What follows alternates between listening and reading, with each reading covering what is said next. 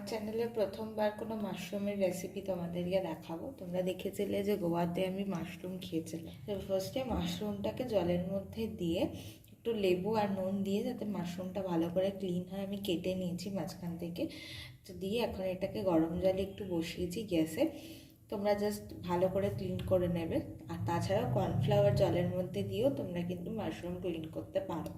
তো সেই কারণে আমি এখন কর্নফ্লাওয়ার দিয়ে করছি না, আমি লেবু আর নুন দিয়ে জলটাকে একটু বয়েল করে নিয়ে আমি মাশরুমটা দিয়ে দিয়েছি, যাতে ভালো করে ক্লিন হয়ে যায়। আচ্ছা, এখন আমি কড়াই একটুখানি সাদা তেল দিয়ে দেবো। মেনলি এটা সাদা তেলেই রান্নাটা হবে, ঠিক আছে।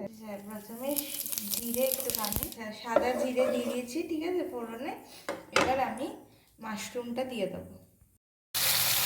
মাশরুমটা দিয়ে দিয়েছি আমি কড়াইয়ে। এবার এটাকে একটু ভাজবো।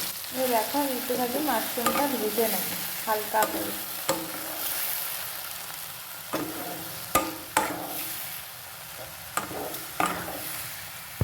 আচ্ছা, এর মধ্যে ক্যাপসিকামও দিয়ে দিচ্ছি, ক্যাপসিকামটা এর সাথে ভেজে নেবো।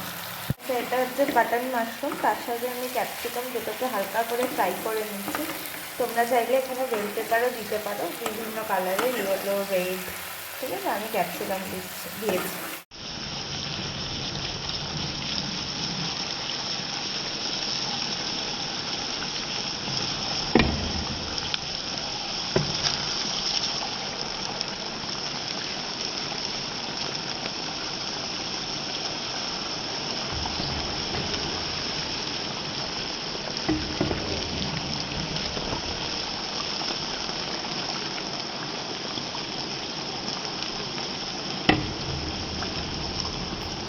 আচ্ছা, এই দেখো মাশরুম আর ক্যাপসিকামটা কিন্তু আমি ভেজে নিয়েছি, ভেজে তুলে রেখেছি।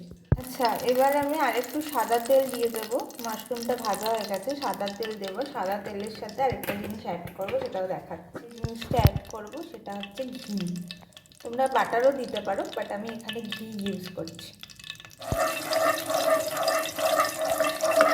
আচ্ছা, এবার আমি পেঁয়াজ, এখানে একটা গোটা সাইজের পেঁয়াজ স্লাইস করে নিয়েছি, সেটাকে দিয়ে দিলাম। এটাকে ভাজবো, ঠিক আছে। চলো, ততক্ষণ আমি একটা পেস্ট বানিয়ে নিই। এখানে 5-6টা কাজু আর আলমন্ড ভিজিয়ে রেখেছি, এটার আমি একটা পেস্ট বানাবো। যেহেতু শাহি মাশরুম কারি করছি, তো সেই কারণে কিন্তু আলমন্ড আর কাজুটা কিন্তু লাগবে। অনেকে পোস্তও দেয়, চারমগজ দেয়, বাট আমি এখানে আলমন্ড আর কাজু দেবো। এটাকে একটুখানি ভিজিয়ে রাখবে। ভিজিয়ে রাখলে কি হয় কি, পেস্টটা খুব স্মুথ হয়। এই যে দেখো, মিক্সিতে নিয়ে নিয়েছি, এবার আমি এটা পেস্ট করবো। আচ্ছা, এবার আমি দেবো হচ্ছে আদা রসুনের পেস্ট, ঠিক আছে।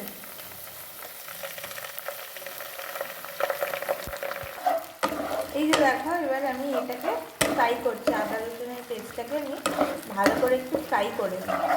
যতক্ষণ না কাঁচা গন্ধটা যাবে, ততক্ষণ আমি মশলাটাকে একটু ভেজে নিই। আচ্ছা, এই দেখো পেস্টটা হয়ে গেছে, কাজু আর আলমন্ডের পেস্টটা হয়ে গেছে। তোমরা চাইলে কিন্তু এটাকে চপ করে নিয়েও কিন্তু জলে ভিজিয়ে রেখে কিন্তু বাটতে পারো। এটা একটু ভাজা ভাজা হবে।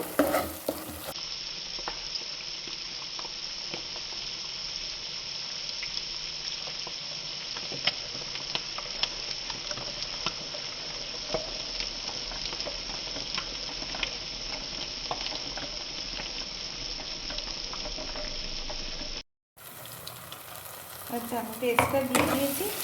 এবার হালকা ফ্লেমটাকে লো করে দিয়ে এটাকে ভালো করে মেশাতে হবে এটার সাথে, মশলাটার সাথে, ঠিক আছে। আচ্ছা, সামান্য একটুখানি নুন দিয়ে দিলাম।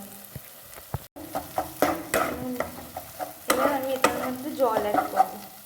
এখানে আমি মিক্সি ধোয়া জলটা অ্যাড করলাম, ঠিক আছে।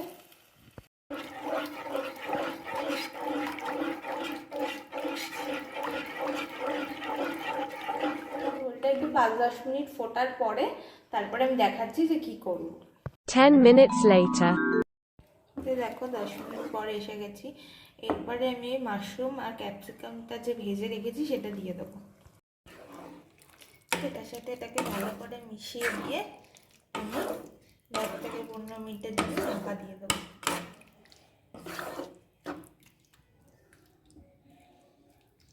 এই যে দেখো রান্না কিন্তু পুরো ডান হয়েই গেছে। বেশি একটা গা মাখা ব্যাপার আছে। তোমরা এটা রুটি, পরোটা, ফ্রাইড রাইস, পোলাও এগুলোর সাথে খেতে পারো।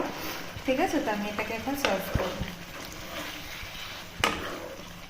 তো এই হচ্ছে শাহী মাশরুম কারির রেসিপি। তো রেসিপিটা তোমরা অবশ্যই ট্রাই করো বাড়িতে, আর বাড়িতে বানিয়ে আমাকে জানো যে ভিডিওটা ভালো লাগলে কী করতে হবে। ভিডিওটা ভালো লাগলে লাইক করবে, কমেন্ট করবে, সাবস্ক্রাইব করে বেল আইকনটা প্রেস করতে পারবে, করে রাখবে, যাতে নতুন নতুন রান্নার রেসিপির নোটিফিকেশান পাও। আর ট্রাভেল ব্লগ তো আছে, তো সবাই চোখ রেখো। সুস্মিতার গল্প।